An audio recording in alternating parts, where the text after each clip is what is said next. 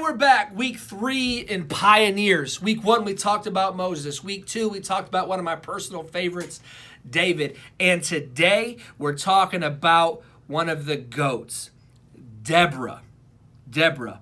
We will see the life story of Deborah. Now, Deborah was a leader. She had a special assignment called a judge during a unique era in Israel's history. The cycle of the judges was a 400-year period between the Joshua generation and the beginning of the Hebrew monarchy. Stay with me.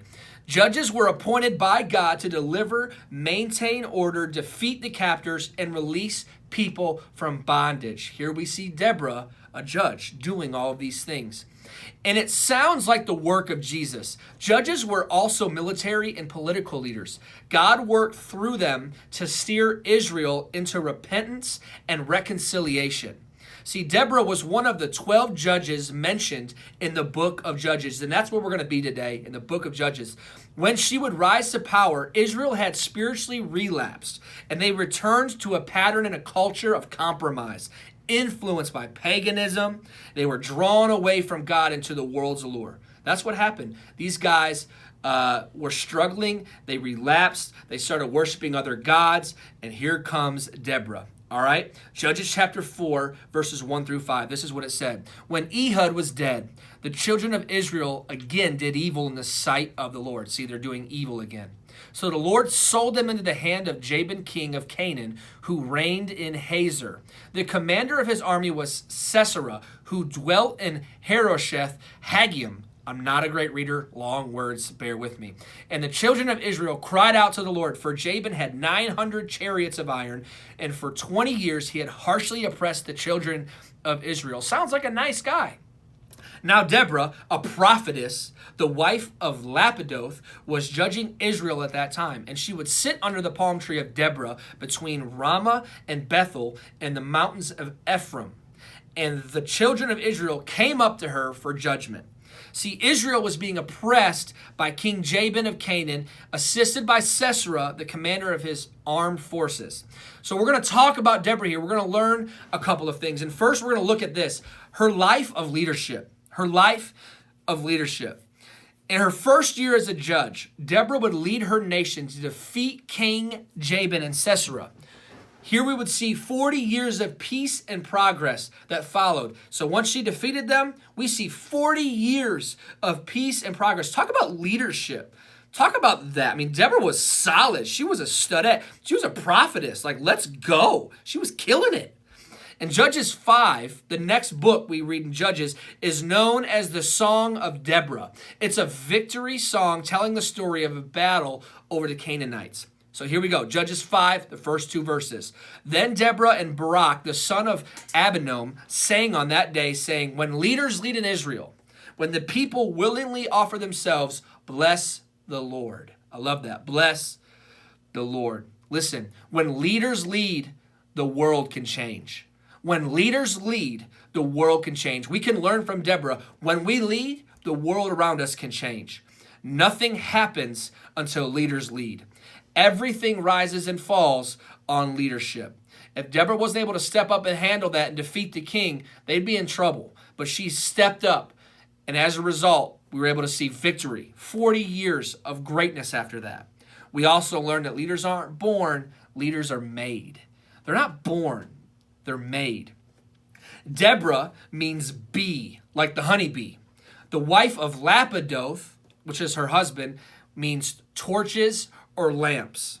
Okay? Their names were often identified with their trades. It's possible that Deborah was a maker of wicks and lamps. So leaders are made in the melting kilns of lamp making. So we're seeing in the text that leaders are being made in the melting kilns of lamp making. Now, this is figuratively speaking. This isn't literally speaking. But leaders are made in the refining fires of life, working through difficulties and challenges. With difficulties and challenges provides great opportunity for leadership. You can really see who's a leader when bad things start hitting the fan. Who's stepping up out of the ranks? Who's willing to lead? Who's willing to do the hard things? Who's willing to have the hard conversations? It's the leaders. It's the leaders. So leaders are made in the manner of wick making. Wicks were made of braided cotton or fine rope. They have to be able to be lit by fire, right? So wicks soaked in a flame-resistant solution to not burn up. So Deborah was called, gifted, and served as a prophetess. Now she would have to take on a new responsibility to lead at another level.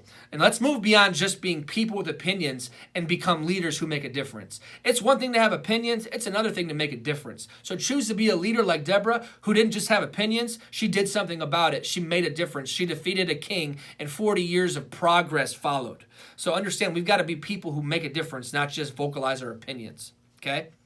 Excuse me. Leaders are made when facing Goliath. We learned that last week with David. When they're facing problems, we must make a decision to lead. Student, you have to decide to make a decision to lead. Teenager, you have to make the decision to lead, because who around you in culture is doing it? Name a teenager outside of a YouTuber who's making a difference doing anything. Come on, it's time to step up, teenager. It's time to choose to lead when it's much easier to follow. We can learn from Deborah. Here we go. Judges 5, verse 7. Village life ceased. It ceased in Israel until I, Deborah, arose a mother in Israel. This is a lioness, man. Like, let's go. I'm ready. And God has called all of us leaders to lead in our own right. You will lead when you see your place. You will lead when you sense your time. And you will lead when you submit your plans to God. Number 2 is this. We're going to learn a life story of breaking the glass ceiling. Girls, you need to listen to this story, okay? Judges 4, 6 through 10. Then she sent and called for Barak, the son of Abinadab, from Kadesh in Naphtali, and said to him, has not the Lord God of Israel commanded, go and deploy troops at Mount Tabor. Take with you 10,000 men of the sons of Naphtali and the sons of Zebulun, and against you I will deploy Sisera, the commander of Jabin's army, with his chariots and his multitude at the river Kishon, and I will deliver him into your hand. And Barak said to her, if you go with me, then I will go. But if you will not go with me, I will not go. So she said, I will surely go with you. Nevertheless, there will be no glory for you in the journey you are taking, for the Lord will sell Sisera into the hand of a woman. Then Deborah arose and went with Barak to Kadesh. This was the first female judge instructing the military commander, Barak, about a mission. Deborah would lead where this man feared to go. That's what a leader does.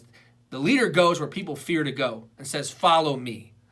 It does not mean she was without fear, but it does mean she was willing to go first. Leaders are willing to go in first.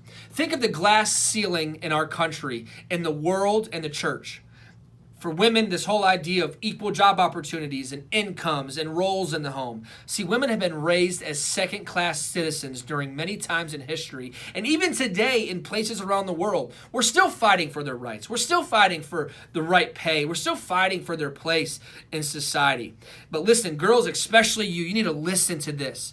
To break that glass ceiling, to break the cultural norm and what people are placed on you as second-class citizens, this is what you need to do. You need to be willing to go first. You need to be willing to go at it alone if need be. And you need to be willing to go against a culture that is really not set up in your favor. And if you do, like Deborah, you'll see a lot of great things that will follow. But women, step up. Step up, warriors. Step up, little lionesses and princesses and prophetess. Let's go. Let's go. Don't let anybody tell you you can't do anything and you can't lead because you're a woman. You've got so much in you. Go. I would never let anybody tell my wife or my little girl or any of you girls out there watching this that you're beneath us. You're not. You're right there with us. Now lead and fly and blossom and soar and be who it is that God's called you to be, and lead the charge and lead the change that He's called you to do. Let's do this freaking thing. This is important to me, obviously. Number 3, we see a life story of the rise of women after we see Deborah make her mark, okay? Listen to the pioneering spirit and the rise of Deborah. Judges 4:14 says this, Then Deborah said to Barak, Up, for this is the day in which the Lord has delivered Sisera into your hand. Has not the Lord gone out before you? Women, you too can rise. You have led the way with encouragement and faith and serving and caring and changing the world around us. The church world has been confused about the role of women in leadership and ministry. And some churches don't recognize women as pastors and speakers. But I'm here to tell you, 1 Timothy chapter 2, 8 through 15. I'm not going to read it all, but it says this: let a woman learn in silence with all submission, and I do not permit a woman to teach or to have authority over a man, but to be in silence. We got to think context. See, Paul was talking in this text. He was writing to Timothy. He was addressing Christians in Ephesus. If you look on the surface, you miss the context, you miss the depth, and you assume, oh, women need to shut up and be silent. That's not the case. You always need to consider the context. See, the worship of Artemis was a female cult at that time, a female goddess with female priestesses that ruled. It was the dominant religion in the region. See, the introduction of Christianity in Ephesus contended with this cultural background that women would run everything. And the phrase have authority or usurp authority is made up of 12 different Greek words. It was not denouncing female leadership, but simply showing leadership in the church was not a female-only role. It was that females can't just lead the church. They can lead, but they can't all. You can't be a church full of female leading the church, if that makes sense, according to the text. So what about silence and quietness and submission? That this text says women are to be quiet. They're not to talk. They're supposed to just listen. What about that? What does that mean for women in the church? Mary and Martha. Mary was sitting at Jesus' feet learning, and Paul was setting the feet of Gamaliel. Okay, and silence and quietness, by the way, was someone who has time to study. They were to study. So we see Mary and Martha. Mary sitting at Jesus' feet learning. Paul was setting the feet of Gamaliel. And Mary had invaded the male space of the house, learning the word. And Jesus said, she belongs here. Don't tell her to move. Mary belongs here at my feet. She's a disciple. Disciples are found studying and listening. And we find Mary, a disciple, sitting at the feet of Jesus, listening and studying. And Jesus is saying, you belong here. You don't belong out there. You belong here. You're one of mine. You're a disciple. And see, women must be given the space to learn submissively to God in order to lead as well. So women need to understand this. Lead, fly, blossom. God has called you. He's gifted you. He's equipped you. Go. Don't be quiet. Don't be silent. Learn from God and act on it. Do something. Lead change. Be the change. You deserve it. Go, fly, do your thing. We're for you. So grateful for women like Deborah who pioneered this move of women and establishing their role in culture. And so I encourage you to study this. Study Deborah. Study her life. This is a great story. And women, you need to hear this. You need to be empowered that God is calling you just like he's calling any man around. You are not less or beneath. You need to understand that. So we love you. Can't wait to see you back next week and week 3. Wow, let's go.